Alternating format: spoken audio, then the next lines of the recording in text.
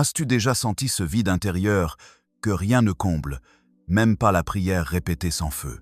Il y a une prière, pourtant, que peu osent prononcer, une prière au Saint-Esprit, qui transforme tout, parce qu'elle t'ouvre à sa présence vivante. Si tu l'écoutes jusqu'à la fin, ta foi ne sera plus la même. Dis-moi en commentaire, Saint-Esprit, prends toute la place. Et abonne-toi à Réveil de l'âme chrétienne pour ne manquer aucune révélation que Dieu prépare pour ton cœur. Depuis les premiers siècles, les pères de l'Église parlèrent du Saint-Esprit comme du souffle même de Dieu, la force silencieuse qui transforme les cœurs. Mais avec le temps, beaucoup ont réduit sa présence à un simple concept, oubliant qu'il est vivant, qu'il parle, qu'il agit. Dans un monde où tout s'explique par la raison, l'homme a étouffé la voix intérieure du Paraclet. Pourtant, c'est lui qui éclaire l'âme, guérit les blessures cachées et révèle la vraie puissance de la prière. Tu penses peut-être connaître le Saint-Esprit.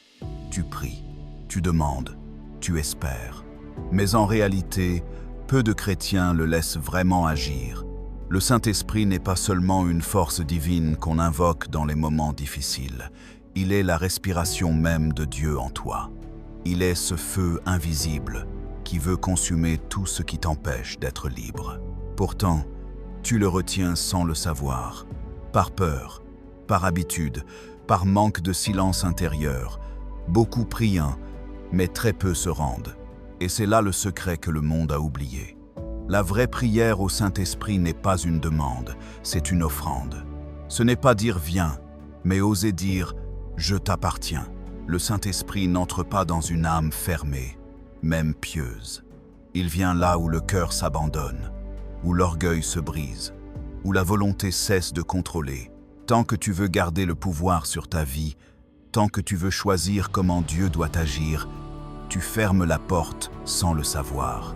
C'est pourquoi tant de chrétiens restent frustrés dans leur foi. Ils parlent à Dieu, mais ne l'écoutent pas. Ils demandent des miracles, mais refusent la transformation intérieure qu'ils impliquent.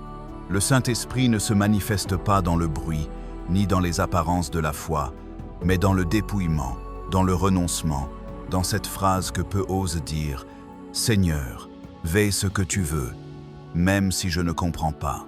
Cette prière est redoutable. Elle brise les résistances de l'âme, parce qu'elle te met face à toi-même. Quand tu dis au Saint-Esprit « Prends toute la place », tu acceptes qu'il renverse tes idoles, qu'il purifie tes désirs, qu'il expose les zones d'ombre que tu fuyais depuis des années. Le Saint-Esprit n'est pas un consolateur passif, il est un feu purificateur. Il ne vient pas seulement te réconforter, il vient te sanctifier. Et cela signifie tout perdre pour tout retrouver en Dieu. La plupart priant pour le réconfort, très peu priant pour la transformation. Et pourtant, c'est dans cette transformation que réside la vraie paix. Quand tu invites le Saint-Esprit, il commence à travailler dans les profondeurs de ton être. Tu ne le vois pas toujours, tu ne le comprends pas immédiatement, mais quelque chose change. Il te détache de certaines choses, parfois de certaines personnes. Il ferme des portes que tu croyais nécessaires. Il te pousse vers des décisions que ton mental refuse. Ce n'est pas une punition, c'est une préparation. Le Saint-Esprit prépare toujours l'âme avant la révélation. Il t'arrache à tes anciens schémas pour te faire renaître dans la lumière. C'est pourquoi tant d'épreuves arrivent quand tu pries vraiment. Ce n'est pas l'absence de Dieu, c'est sa main qui te façonne.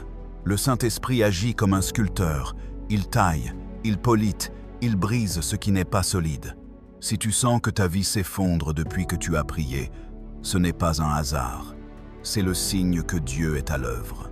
Parce qu'avant d'habiter en toi pleinement, il doit vider tout ce qui n'est pas lui. Tant que ton cœur reste rempli de peur, de rancune ou d'attachement au monde, le Saint-Esprit reste à la porte, attendant ton vrai oui. Ce oui n'est pas une formule magique, c'est un acte intérieur, une disposition de l'âme qui dit « Seigneur, même si je ne comprends pas, je te fais confiance. » Et c'est alors que tout change. Car le Saint-Esprit n'agit pas selon la logique humaine. Là où tu vois une perte, il prépare une bénédiction. Là où tu ressens la solitude, il t'invite à une intimité divine. Là où tu crois être dans le désert, il te conduit vers la terre, promise de ton âme. Le Saint-Esprit est un guide intérieur. Il n'a pas besoin de bruit, de spectacle ou de mots compliqués. Il parle dans la douceur, dans la paix, dans cette intuition subtile qui te murmure. Ne crains rien, je suis là. Mais pour l'entendre, il faut accepter de désapprendre. Le monde t'a appris à prier pour obtenir. Le Saint-Esprit t'enseigne à prier pour être aligné à Dieu, être habité par sa présence, être un canal de sa lumière. Ce n'est pas un état mystique réservé à quelques saints, c'est une réalité offerte à quiconque se rend vraiment. Le Saint-Esprit n'est pas venu pour les parfaits, mais pour les cœurs blessés, les âmes fatiguées, les esprits assoiffés de vérité.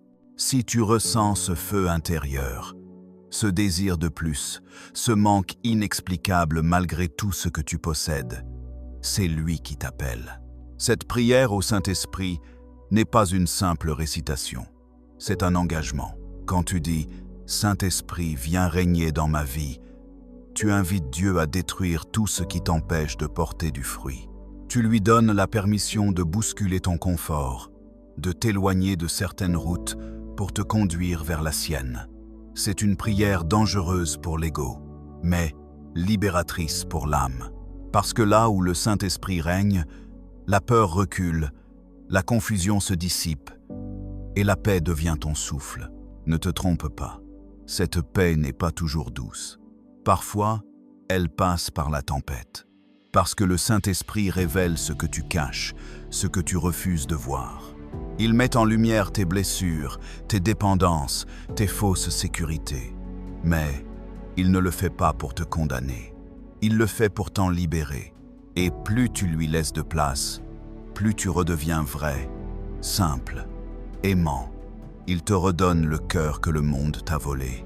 La plupart des gens cherchent à comprendre le Saint-Esprit, mais il ne s'explique pas, il se vit. C'est une présence, une onction, un souffle, une chaleur qui dépasse les mots. Quand il descend sur toi, tout ton être se souvient, tu n'as jamais été seul. Tu comprends que Dieu n'est pas au-dessus de toi, mais en toi, vibrant dans chaque respiration. Et là, la prière change de nature. Elle devient une communion.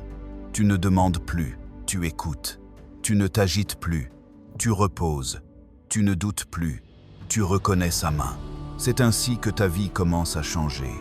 Pas par un miracle soudain, mais par une transformation silencieuse. Les choses que tu craignais perdent leur pouvoir. Les blessures du passé cessent de gouverner ton présent. Et, petit à petit, tu ressens cette joie intérieure que rien ne peut éteindre. C'est le signe que le Saint-Esprit agit. Tu ne vis plus dans la réaction, mais dans la révélation. Tu ne cherches plus à tout comprendre, tu apprends à tout confier. Et dans ce lâcher-prise, tu découvres une puissance que tu n'avais jamais connue, la paix de Dieu. Lorsque le Saint-Esprit commence à régner dans une vie, rien ne reste comme avant. Tout ce que tu croyais stable se met à trembler, non pour te détruire, mais pour te reconstruire. C'est la main de Dieu qui agit, souvent d'une manière que ton esprit humain ne peut saisir. Il ne cherche pas ton confort, mais ton salut. Et ce salut ne se trouve pas dans la facilité, mais dans la vérité. Le Saint-Esprit vient dévoiler ce que tu caches, même à toi-même. Il te montre les mensonges que tu t'étais racontés pour te protéger, les faux espoirs auxquels tu t'étais accroché pour éviter de faire face à ta blessure la plus profonde. C'est pourquoi, quand il agit, tu ressens parfois une confusion, une résistance, une fatigue intérieure. C'est ton âme qui lutte contre la lumière. Le Saint-Esprit n'est pas venu pour embellir ta vie ancienne, mais pour te donner une vie nouvelle.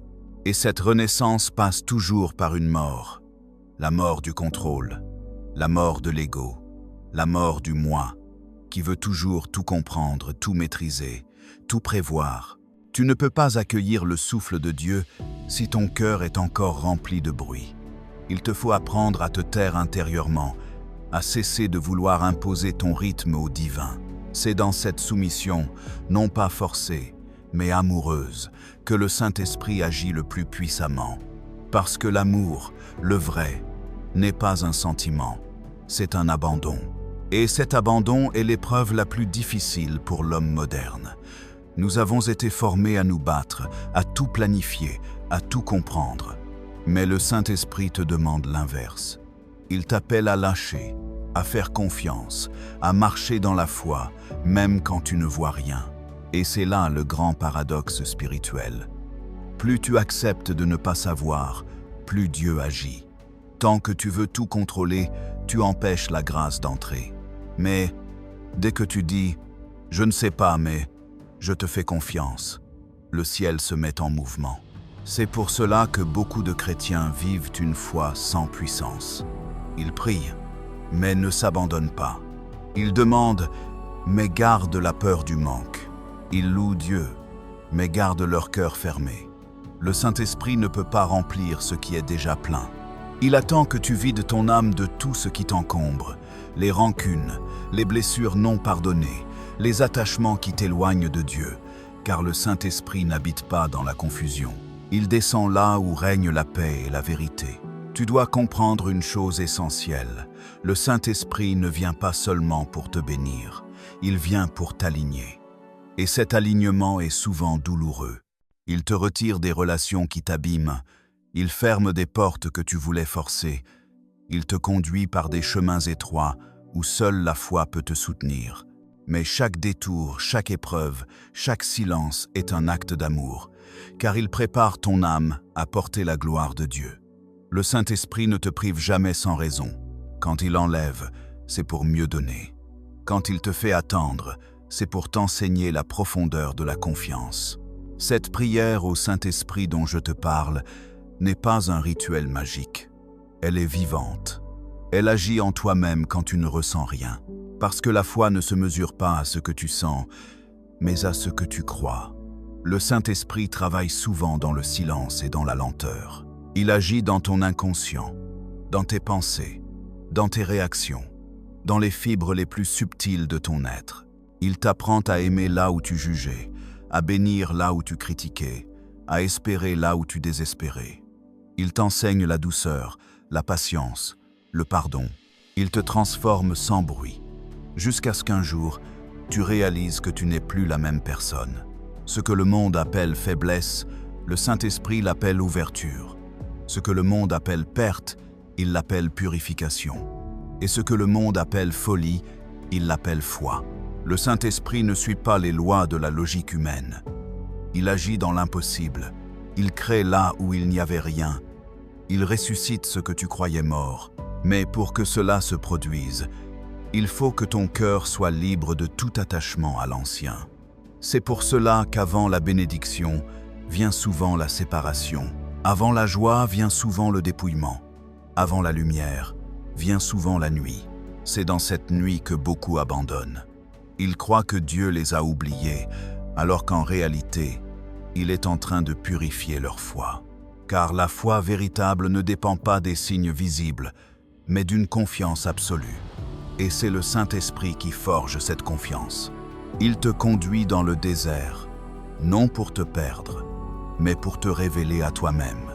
Il te dépouille pour que tu découvres la richesse invisible que tu portais déjà. La présence du Christ vivant en toi. Quand tu comprends cela, la prière change de dimension. Tu ne pries plus pour que Dieu fasse ta volonté, mais pour que sa volonté se fasse en toi.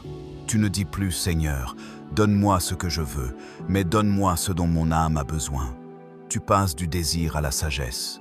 Et dans cet état, le Saint-Esprit devient ton conseiller, ton consolateur, ton maître intérieur. Il t'enseigne à discerner ce qui vient de Dieu et ce qui vient de ton ego. Il t'aide à voir clair dans les illusions du monde, dans les séductions spirituelles, dans les mensonges de ton propre cœur. Le Saint-Esprit n'est pas seulement ton défenseur, il est ton architecte. Il construit en toi un temple où Dieu puisse demeurer. Et pour bâtir ce temple, il détruit les murs que tu avais érigés contre l'amour. C'est pourquoi tout croyant sincère passe par un moment de brisement. Ce n'est pas une malédiction, c'est un passage, car il n'y a pas de plénitude sans traversée. Il n'y a pas de Pentecôte sans Golgotha. Alors, si tu es dans cette période de bouleversement, ne crains pas. C'est le signe que le Saint-Esprit agit. Il ne te punit pas, il te prépare. Il fait tomber tout ce qui doit mourir pour que le Christ vive pleinement en toi. Laisse-le faire. Dis-lui simplement, « Saint-Esprit, je t'appartiens. » Et tu verras un jour, sans même savoir comment, ta vie aura changé. Non pas extérieurement d'abord, mais dans la profondeur même de ton âme. Parce que là où le Saint-Esprit règne, tout devient lumière, tout devient paix, tout devient vie. Maintenant que tu comprends la puissance du Saint-Esprit et la transformation qu'il opère, il est temps de passer à l'action. La prière dont nous parlons n'est pas simplement une récitation de mots. Elle est un chemin, une discipline de l'âme. Pour qu'elle agisse dans ta vie, il faut créer un espace intérieur où le Saint-Esprit peut descendre et se déployer librement. Commence par trouver un moment de calme, loin du bruit du monde et de l'agitation de tes pensées.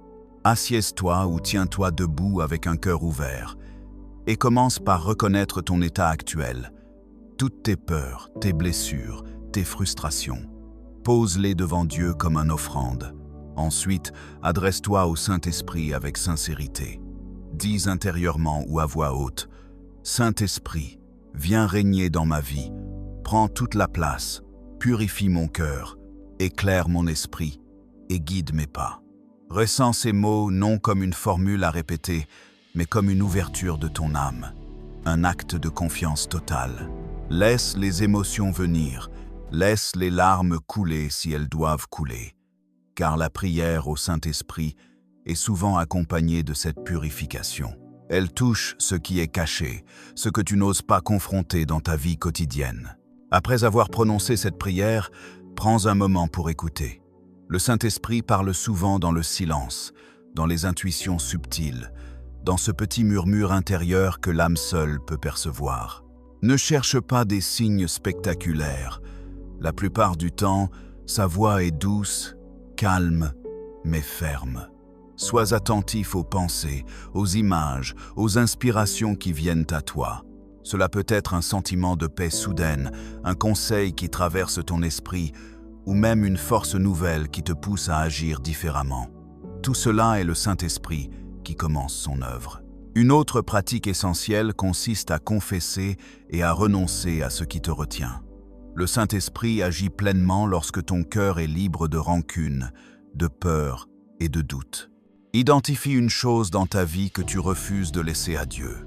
Une blessure, une colère, une dépendance ou un désir mal placé.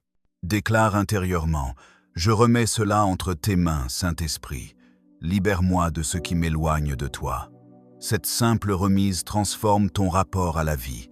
Elle crée un espace où Dieu peut agir sans entrave, et elle te fait expérimenter la légèreté de l'âme qui s'abandonne. Il est également crucial de maintenir cette relation au quotidien. La prière initiale ne suffit pas si elle reste un événement isolé. Chaque matin, prends quelques instants pour inviter le Saint-Esprit à guider ta journée. Chaque soir, rends grâce pour son action, même si elle est subtile. Observe les changements dans ton comportement, dans tes décisions, dans ta manière de réagir aux difficultés. Tu remarqueras que les anciennes impulsions disparaissent, que la paix remplace l'anxiété, que la patience remplace la frustration. Ces changements, parfois imperceptibles au début, sont la preuve que le Saint-Esprit agit. Pour renforcer cette communion, entoure-toi de textes sacrés et de méditations sur le Saint-Esprit. Lis les passages des évangiles qui parlent de sa venue et de son rôle, comment il guide, console et éclaire. Prends des notes sur ce que tu ressens en lisant. L'écriture est une manière de matérialiser l'expérience intérieure et de reconnaître la transformation en cours. Plus tu explores, plus tu crées une sensibilité spirituelle qui attire le Saint-Esprit. Un autre exercice puissant consiste à pratiquer le silence intérieur. Chaque jour, prends un moment pour t'asseoir sans distraction, fermer les yeux et respirer profondément. Imagine que le souffle que tu prends est la vie même de Dieu qui entre en toi. Laisse ton esprit se vider et accueille la présence du Saint-Esprit. Ne force pas la sensation, ne cherche pas à comprendre immédiatement. Cette pratique régulière crée un terrain fertile dans ton âme, un espace où le Saint-Esprit peut semer des graines de transformation profonde et durable. Enfin, observe et note les fruits de cette prière dans ta vie. Le Saint-Esprit se manifeste souvent à travers des changements subtils, mais significatifs. Une réaction moins impulsive face au conflit, une capacité à pardonner plus rapidement, une paix intérieure malgré les circonstances, ou même une direction claire pour tes décisions quotidiennes. Ces fruits sont la confirmation que ta prière n'est pas simplement un acte humain, mais une invitation acceptée par le ciel. Il est normal que des résistances apparaissent. Ton ego peut se révolter contre cette transformation. Tes habitudes anciennes peuvent te rappeler leur emprise, et le monde autour de toi peut te pousser à douter de l'efficacité de cette prière. Dans ces moments, rappelle-toi que le Saint-Esprit agit malgré les apparences, et que la patience et la persévérance sont essentielles. Continue à prier, à écouter et à confier tes doutes à Dieu. Plus tu persistes, plus ton cœur devient réceptif à son action. Pour résumer, cette pratique repose sur plusieurs piliers.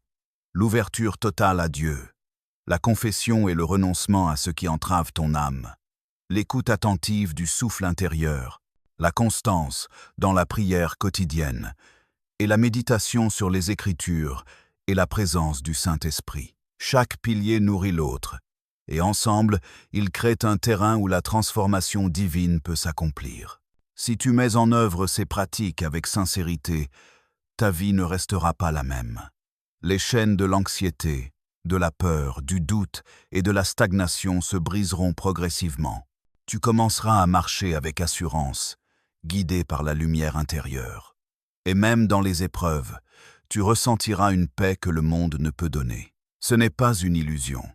C'est le signe vivant que le Saint-Esprit agit en toi. Si tu as suivi ce chemin, si tu as osé ouvrir ton cœur, alors tu as déjà commencé à expérimenter la puissance du Saint-Esprit. Ce que tu as entendu n'est pas une simple théorie ou un conseil spirituel. C'est un appel vivant, une invitation à la transformation profonde.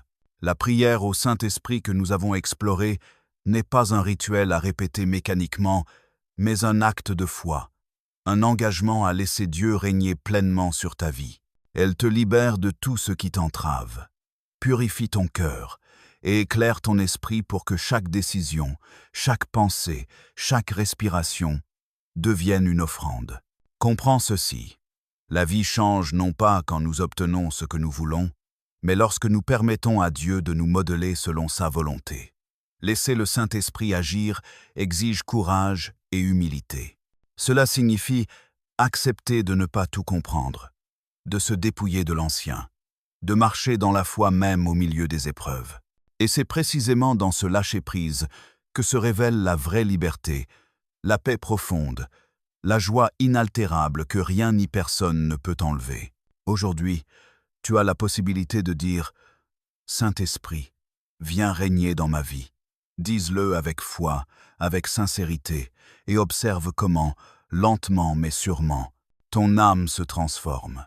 Permets à cette lumière de dissiper les ténèbres, à cette force de purifier ton cœur, et à cette présence divine de te guider vers une vie pleine, alignée et bénie. Si cette révélation t'a touché, commente « Saint-Esprit, je t'appartiens » et abonne-toi à Réveil de l'âme chrétienne pour continuer à recevoir ces vérités qui réveillent ton cœur. La transformation commence aujourd'hui et elle n'attend que ton oui.